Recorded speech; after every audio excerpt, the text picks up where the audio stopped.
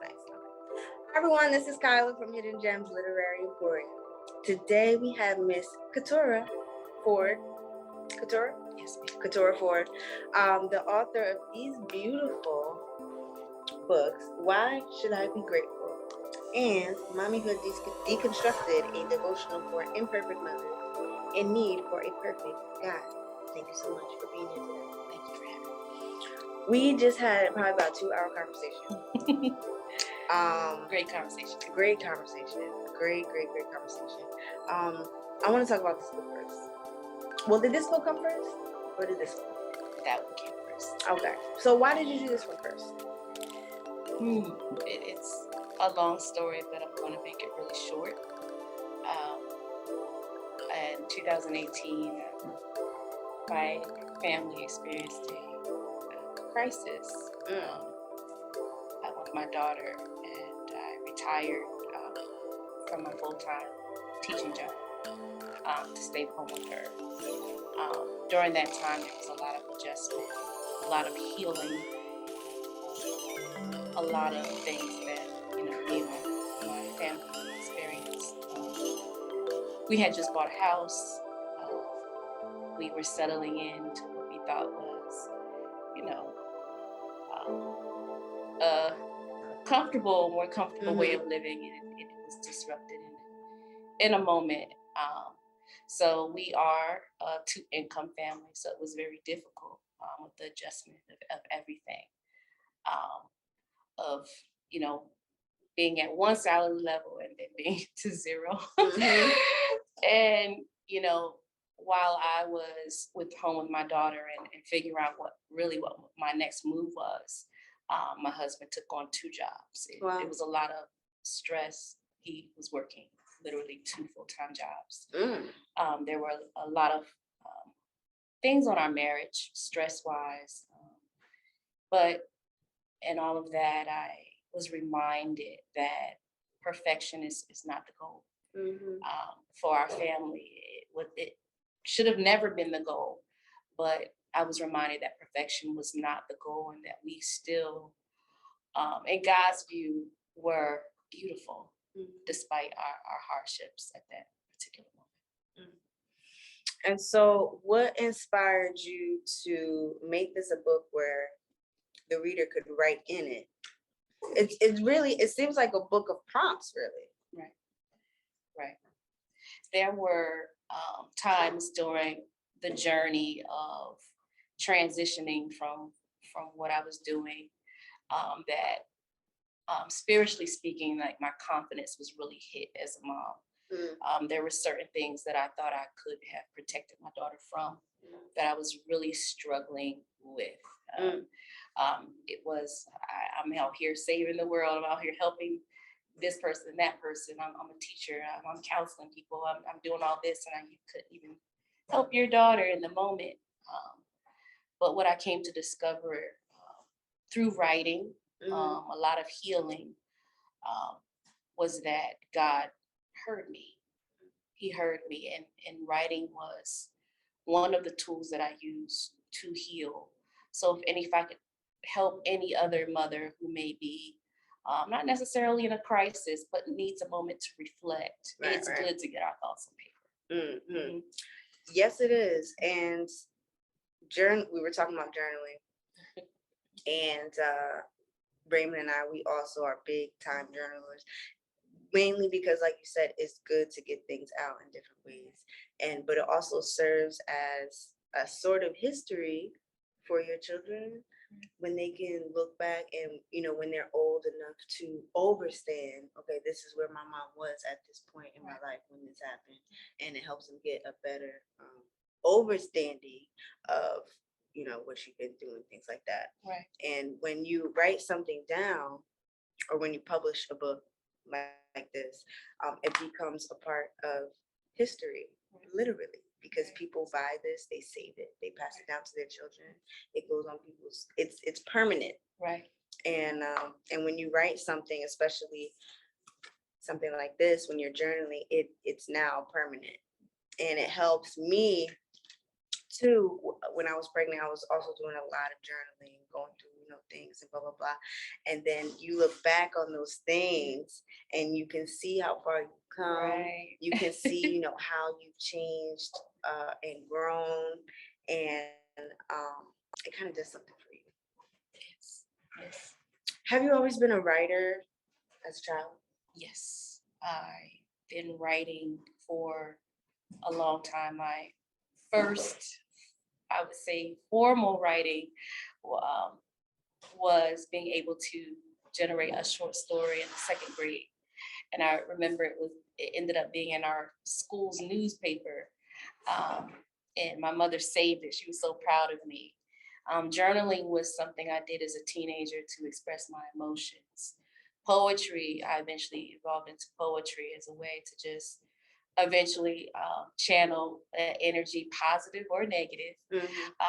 So writing has been a very important part of my life.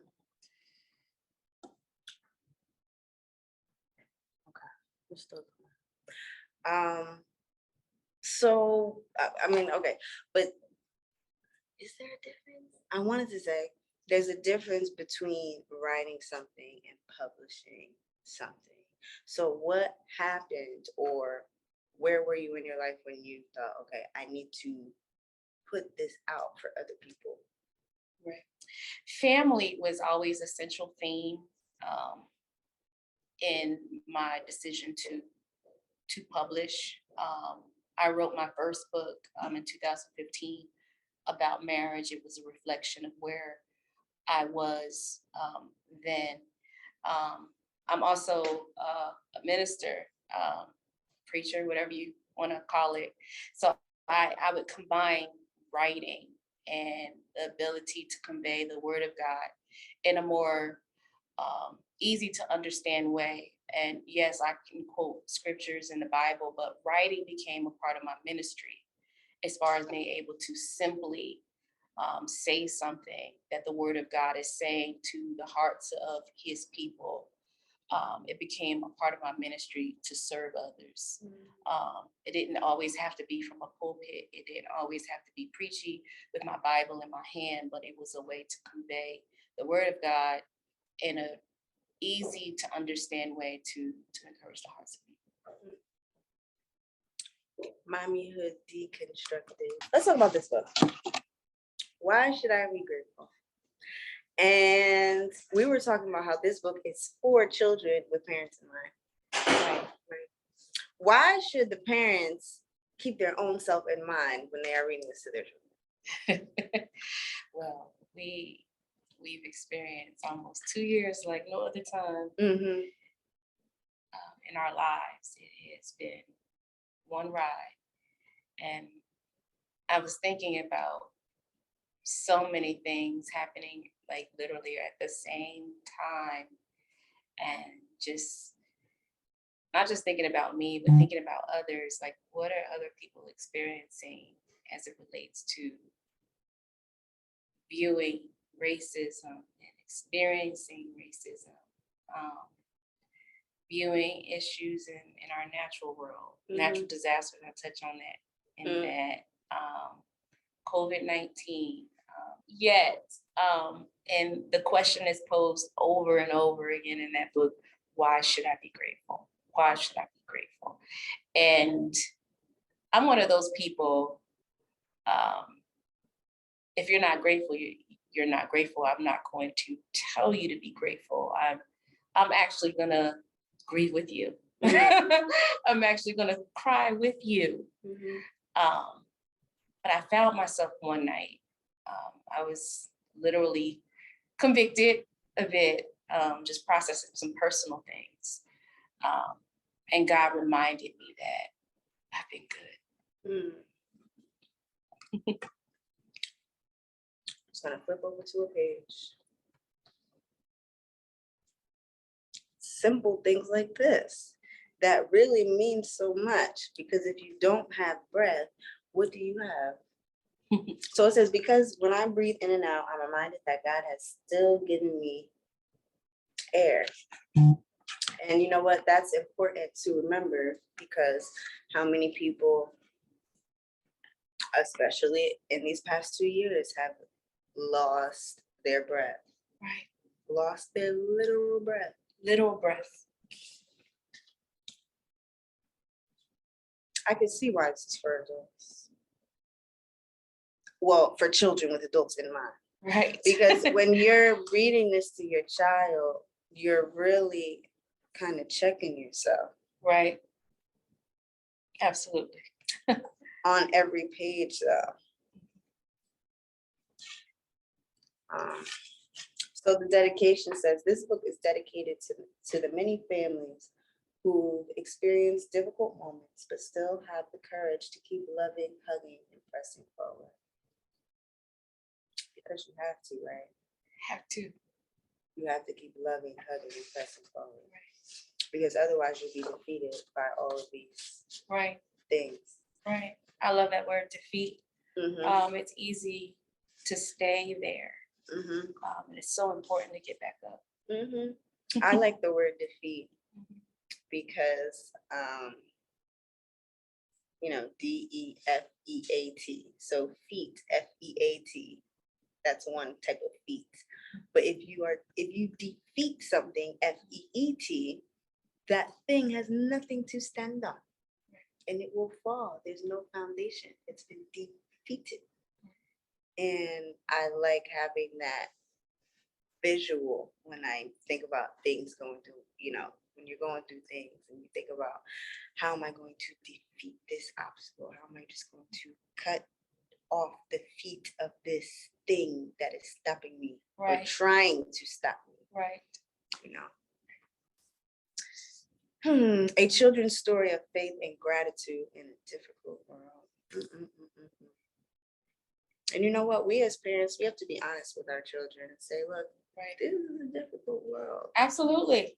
You may have some difficult moments. Right. Not sugarcoated.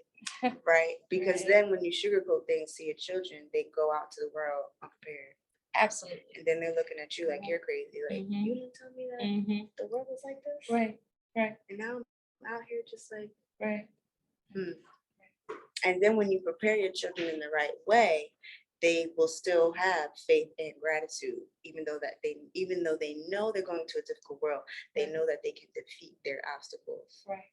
And they know how to be grateful. Resilience. Yes. I'm smiling because there's a book over there, and the letter for R is resilient. I am resilient. It's important that we teach our children these words. Right. Sometimes parents limit their child's vocabulary because they think it's too hard. Right. But no, why can't your baby, your 1-year-old, 2, 3-year-old say, I am resilient. I am resilient. I am grateful. Right. I am thankful.